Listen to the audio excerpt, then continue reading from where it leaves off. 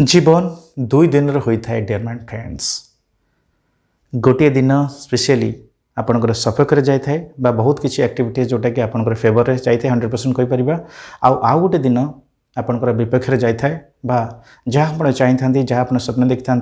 से दिनटा भलरे भल जावाई के आपंकर भलरे जाई न थाए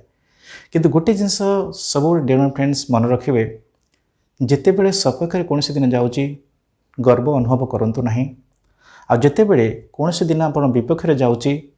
आपण दुख करूँ ना ता बदल आप धैर्य धरतु